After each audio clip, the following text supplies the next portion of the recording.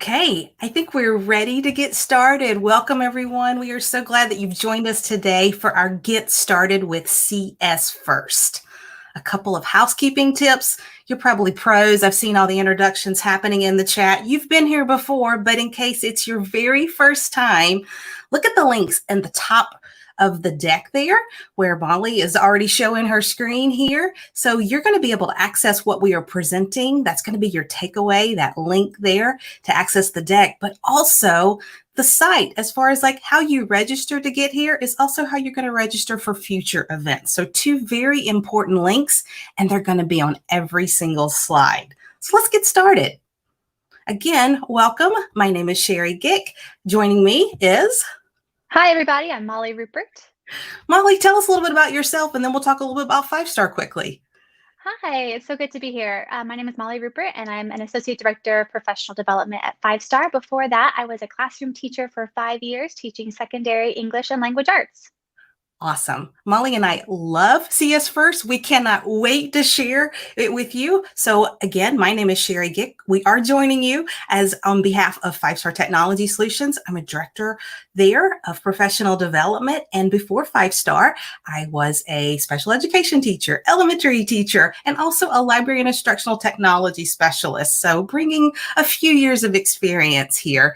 And we are happy to share about CS First. So what are we going to be covering in this 30 minutes? It's going to go quickly, so buckle up. We want to give you an overview of what CS First is. Then we're going to go right into the site and help you navigate so that you know how to get different places, dive into that curriculum, explore some of our favorites there, show you what it looks like from a student's point of view. Then we'll pull back that curtain and let you see the teacher dashboard and all the amazing things that come through as your students are creating within CS First. And of course, we don't want to leave you empty-handed, so we're going to share some resources at the end.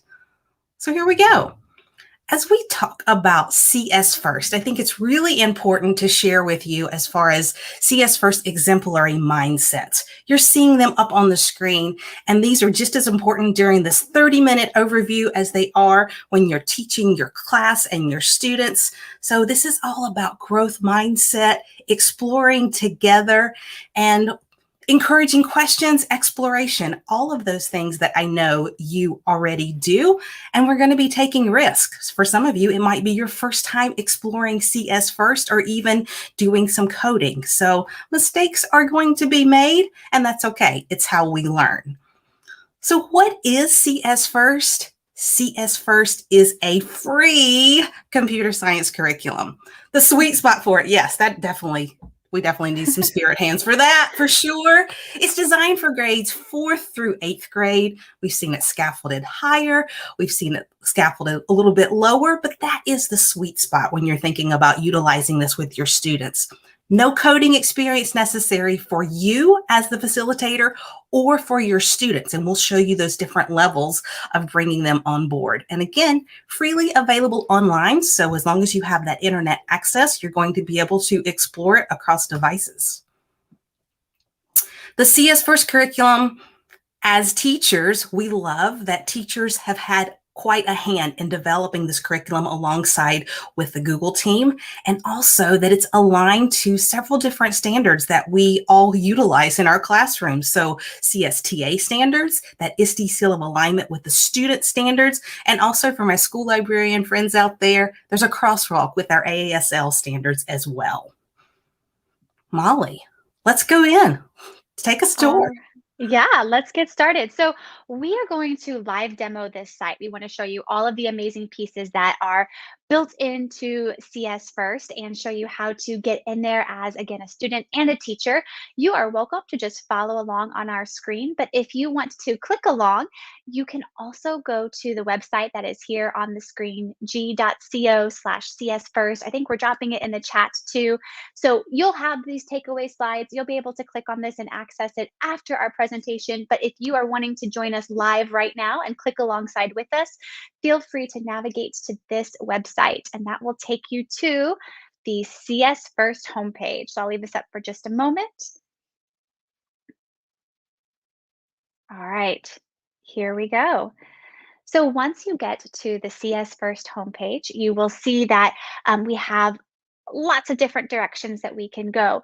You're going to see a blue sign in button up here on the upper right.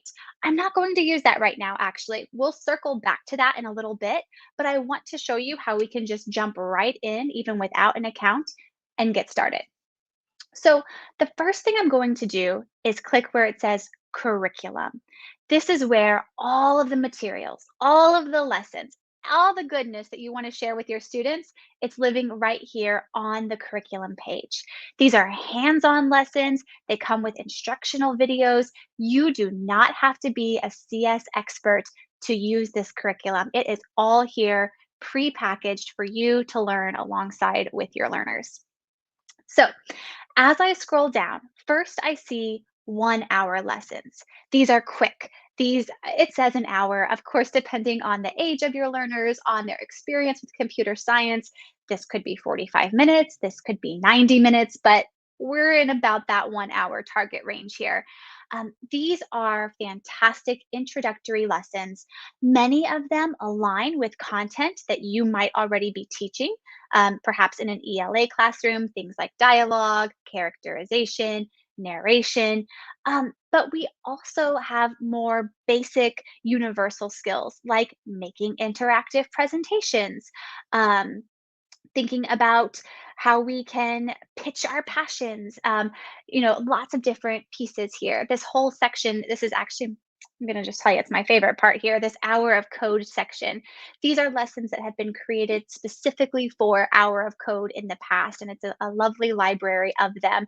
We're going to dive into Code Your Hero here in just a moment, but these are all highly engaging, can span across all content areas, all grade levels. There's something for everybody in these single lessons. As I keep scrolling down, notice that below the single lessons, I have multi-day units. These are packages of lessons where we're going to do a deep dive. We're going to go much further into these skills. We're going to combine them with other content area skills, with soft skills, and we are packaging them together in a more immersive experience for our learners. So you'll notice that the first section is introductory. This is a great place to start for students who are brand new to computer science. As I scroll down, I do have intermediate options and advanced options. I know a lot of teachers really get excited and want to jump to this advanced section because students love sports, students love game design. But I do want to caution you, do pay attention to these headers because if your students are new to the platform, new to computer science, you're going to want to start up here in storytelling or music and sound. Notice that these multi-day units are comprised of 8 lessons. Plan on 8 to 12 hours. Again, so much of this depends on how much of your own content, your own curriculum you want to bring in, scaffold and structure within these topics. But lots of options here for you on that curriculum page. I'm going to go ahead and click into one. I teased you earlier. I said we were going to look at Code Your Hero. So we'll go ahead and dive in. Let me show you all of the resources that are available once you choose an activity or a lesson. So I'll click on the View button. And once this opens up, the first thing I see is the lesson itself. As I scroll down, I'm going to see this particular lesson has one component to it. There's one video to watch, one thing to do. So this is a great place to get started. Sherry's going to show you a little later some of these examples, some of the materials that are available to you from the teacher perspective. But right now, let's just focus on the curriculum. So if I scroll down and click on Start, it will take me into the lesson. You will notice that all of the lessons are video based. So here we have our first introductory video. Notice that I also have an option to click to access this particular lesson in Spanish. I'm going to keep it on the English version for now. With these videos, we have so many amazing accessibility features built in for our students. So notice that I have a playback speed. I can play it at normal pace. I could also slow it down or speed it up, depending on my auditory processing and what makes the most sense for me as a learner. There's a transcript available to me right below the video. And bonus, it's a clickable transcript. So I can find any line within this transcript and click on it, and it's going to jump straight to that point in the video. So if I'm a student and I need to review a concept, or I know I heard a term, but I need to go back and find it, I don't have to, find the playhead and scroll through. I can just find it in the transcript, click on it, and boom, there it is on my screen. Love that feature. There are also some great features built into the video itself. So, for example, if I click on these three vertical dots, I get a menu that allows me to download that video. So, if I'm not going to be able to have internet access, I can download it onto my device beforehand and then go through and watch it later. No problem. I can also turn captions on and off, adjust that playback speed, and I can turn on picture in picture.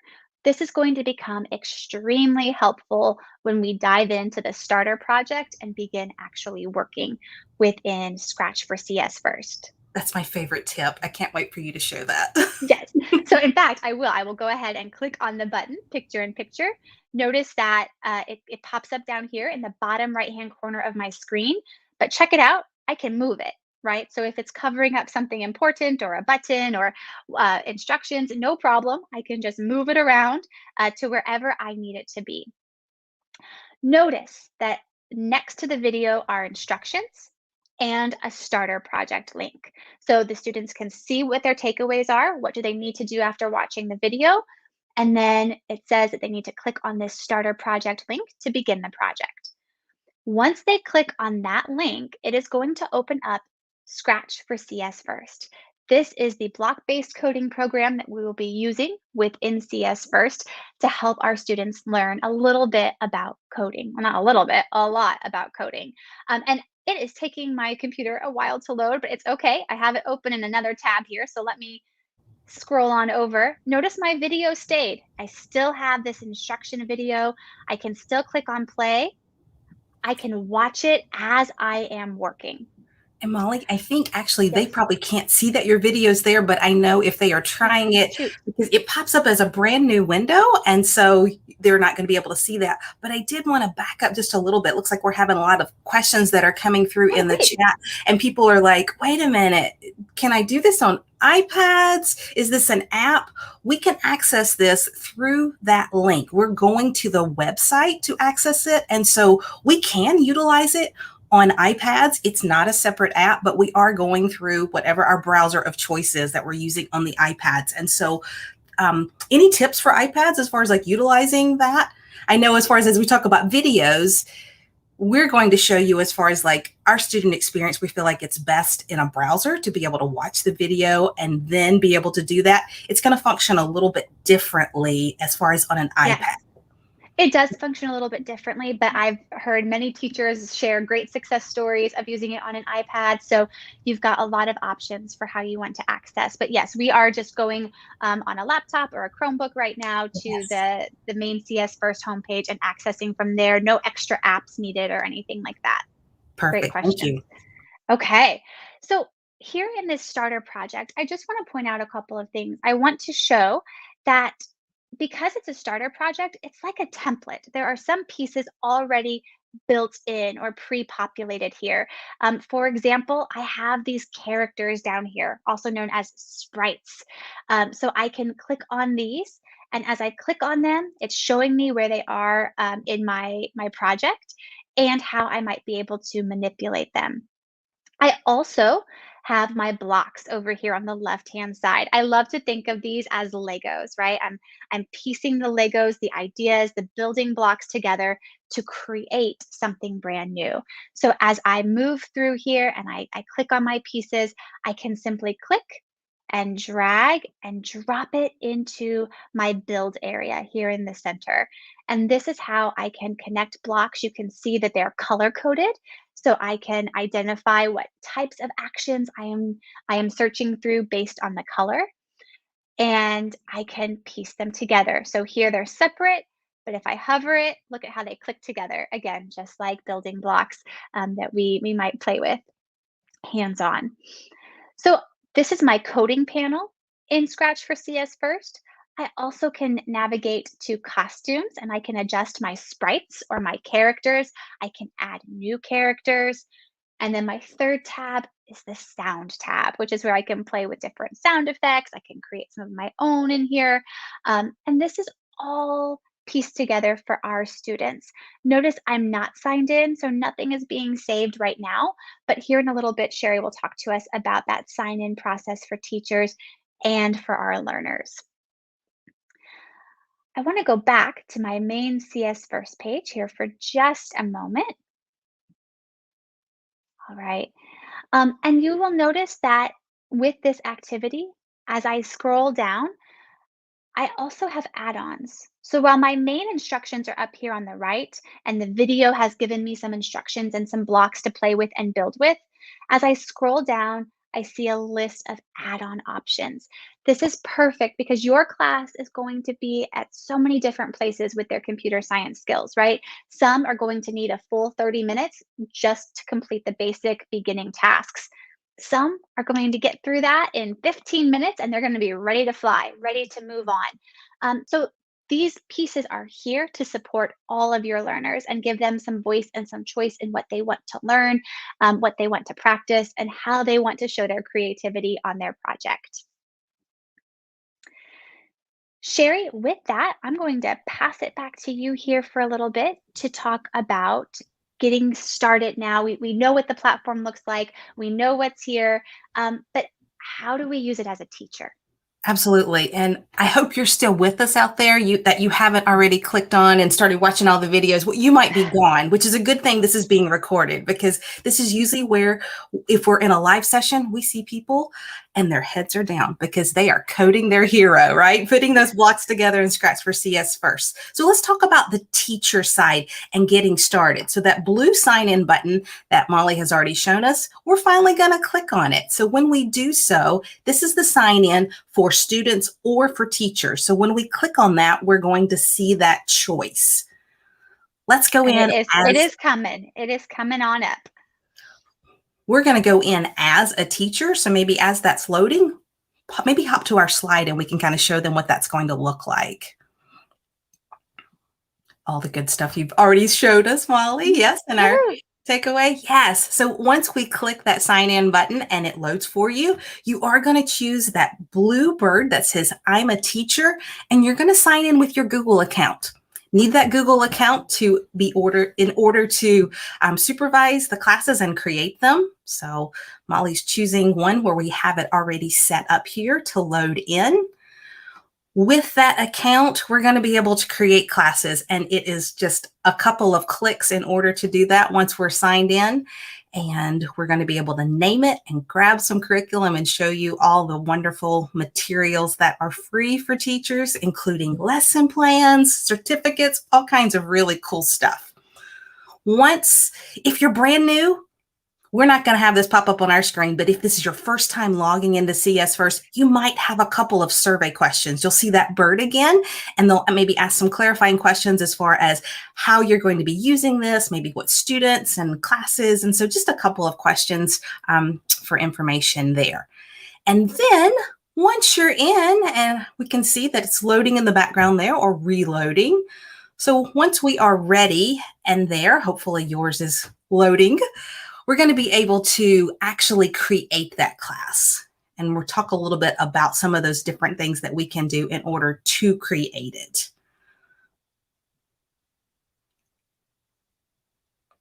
All right, as that's loading. There we go. Awesome. All right, we're in. So just looking at our screen, yours is probably blank. If you've never been here before, you're not going to have classes. So that's why we're excited to kind of show you behind the scenes here. But I do want you to notice, as far as on the far left-hand side, that plus with the circle around it, that's the magic button. That's what we're going to be using to create a class. So when you click on it, we have that choice, that option.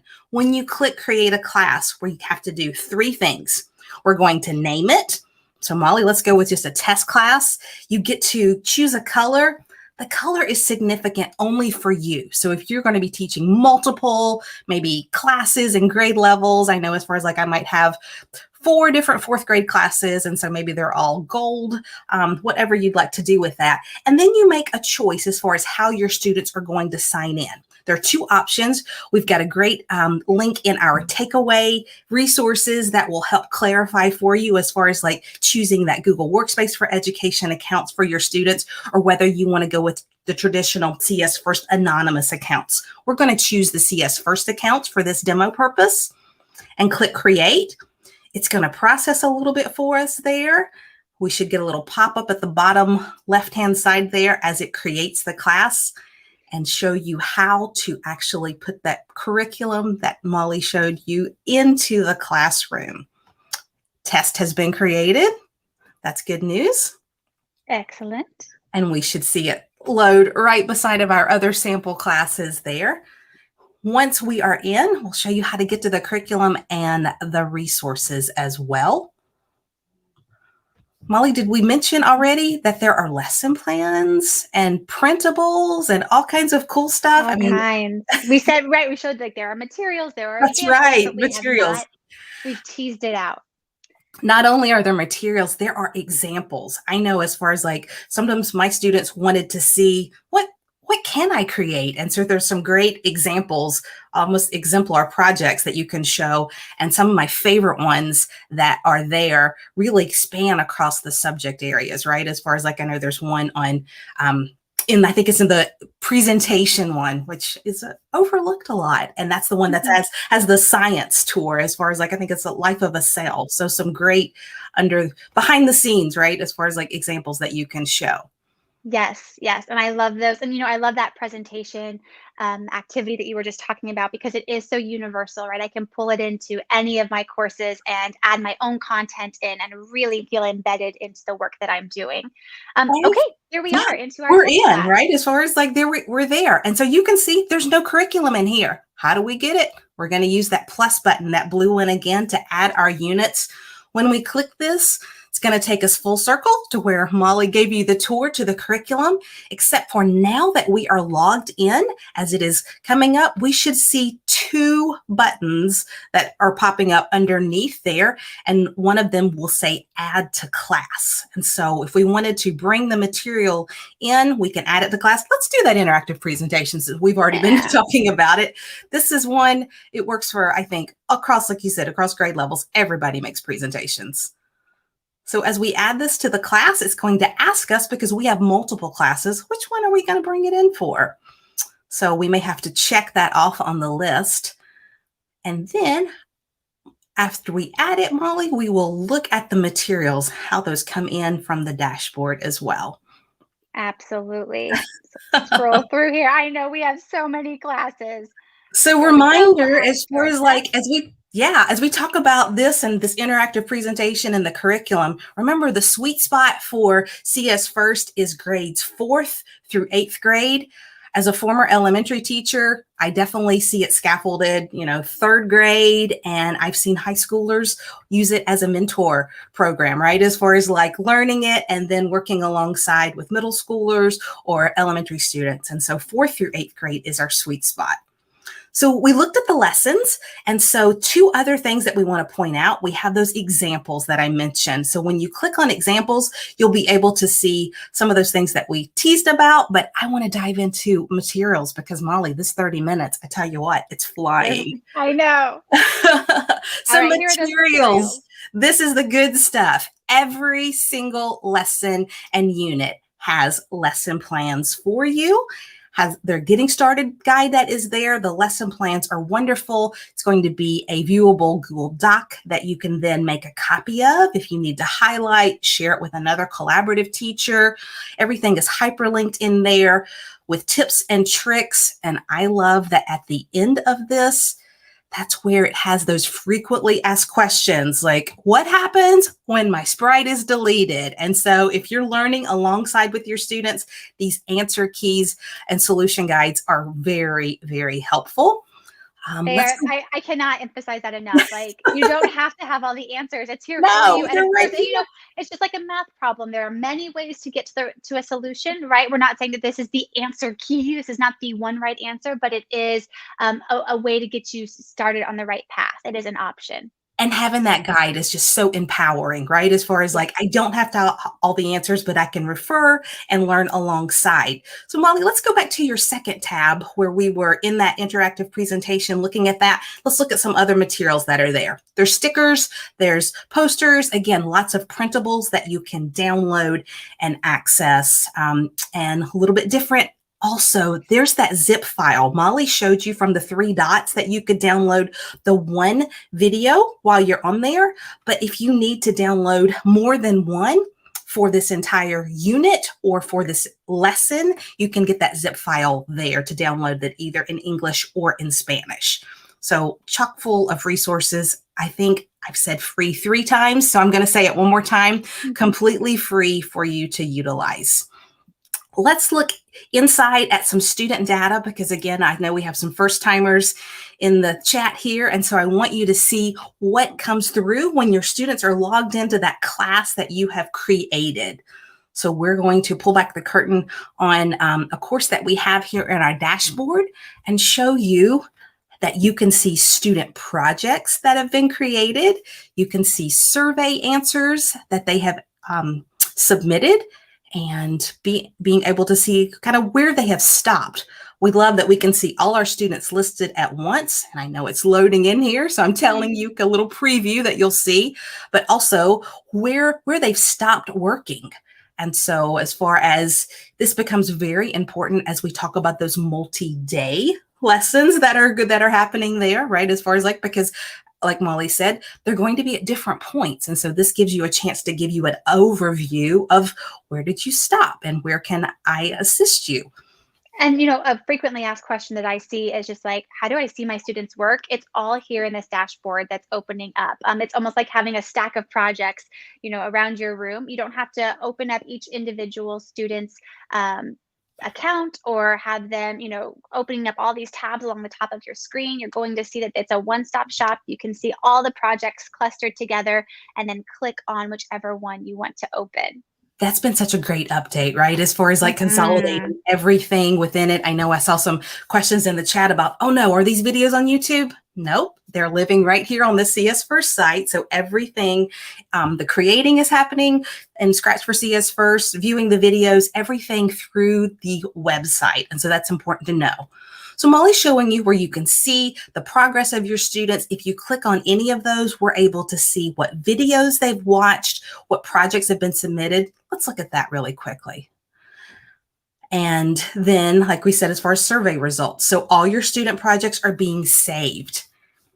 I see that there's some questions about Google Classroom as far as like, how does this interact with Google Classroom? That is one of the updates. And so as we're looking at the projects that have been submitted, on the right-hand side, we should see lots of little Scratch projects coming through, but also you'll notice as far as like, this is our students, we use the anonymous CS First usernames and passwords. So as far as Google Classroom, as James asked about, well, you do have the option to link it to your Google Classroom. And so Molly, as we're looking at that, not loading in right now, I know it's moving a little slowly. It's coming. Let's just go ahead and click on that teacher at the top right-hand side and look there. I just want to show them as far as like, if you click on profile, if you are interested, oh, there's our projects. Thank you. And so we're able to see what's been submitted. Beautiful. And I can click into any of those and they're going to open up and show me what my students have created. But from my profile, if you're interested in doing any linking with those updates with Google Classroom, if you click on profile, you'll actually see there's a nice pop-up to the right-hand side that mentions it. And as we talk about different ways students can sign in, we do have something on our resources, which we better hop to looking at the time. Absolutely. So resources, remember again, you access all of this with that short link to our deck there, that Get Started video series, brand new on the site. Oh my goodness, Molly, we didn't even navigate there to show them that, but this link will take you there to see it. Midway in the screen, nice little bite-sized videos that you can visit and really get to know CS First. Student Sign-In Options, that's that resource we promised you, the second one. The CS First Help Center, you're going to have questions, and the CS First team is going to have answers for you. And so that Help Center is going to help you navigate that and be able to get the information that you need. And the standards, we think they're so important and want to make sure that you have access to those as well. My goodness, Molly, we told them to buckle up because it was going to be a quick ride, and I believe it has been. So let's talk a little bit about closing up here at the end of our 30 minutes. The CS First team is always, and we're always looking for feedback as far as what you're learning, how you're utilizing this program, what your plans are after this 30 minutes. And so that'll be dropped in the chat for you. You can obviously access that from your takeaway deck and fill that out for us as well. And we'd like to just give you a great big thank you for joining us. And remember, this is recorded, and all of the sessions for the product training series are recorded and available at that short link where it says site up there as far as accessing that. Thank you. And we would love to invite you to take a deeper dive into CS First with us. And so we have some sessions that are coming up, and that's what that link in blue is there that you can access. I'm checking the chat to see if we have any other questions that have come through. I think we've got the main ones. We're just so grateful that you all spent 30 minutes with us. Again, that deeper dive, that's 90 minutes. We get to do a little more hands-on, get signed in, get to play. But we had so much fun with you today. Thank you so much for joining us. Absolutely. Thank you.